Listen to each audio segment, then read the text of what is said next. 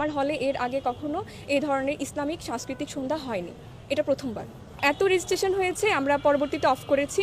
আমি ক্যাম্পাসে আসি 18 সালে, তো 18 সালে 19 সালেও কিন্তু ডাকসু হয়েছে। তখনও ডাকসু হওয়ার পর, মানে ডাকসু কেন হয়, শিক্ষার্থীদের অধিকার আদায়। আর আমাদের ক্যাম্পাস হচ্ছে ভার্সাটাইল, কালচারালি আপনার ধর্ম, রিলিজিয়ান সব দিক থেকে আমরা হচ্ছে আমাদের ডাইভার্সিটি আছে। কিন্তু আমরা যেটা দেখি, আমি যখন ক্যাম্পাসে আসি তখনই এই ধরনের কোনো প্রোগ্রাম হয়নি।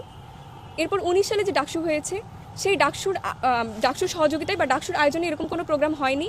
পরবর্তী সময়ে আমাদের যে হচ্ছে আপনার মোসাদ্দেক আগেই মেনশন করেছে, বটতলায় আমরা একটা কোরআন তিলাওয়াতের প্রোগ্রাম করতে চেয়েছিলাম, যেটার জন্য অ্যারাবিক ডিপার্টমেন্টকে শোকজ দিয়েছে। তো এই ধরনের প্রোগ্রামগুলো এর আগে হয়নি। তো আমাদের সৌভাগ্য এটাই যে 5ই আগস্ট মানে আমরা হচ্ছে একটা অভ্যুত্থান ঘটাতে পেরেছি, ফেসিজমকে আমরা উৎখাত করতে পেরেছি। তো ডাকসু আদায় করতে পারছি, আর ডাকসু সহযোগিতায় এরকম একটা প্রোগ্রাম হয়েছে, এটা আমাদের জন্য মানে অনেক চ্যালেঞ্জিং ছিল। তো ডাকসুর সহযোগিতায় এটা আমরা করতে পারছি, খুবই ভালো একটা অনুভূতি।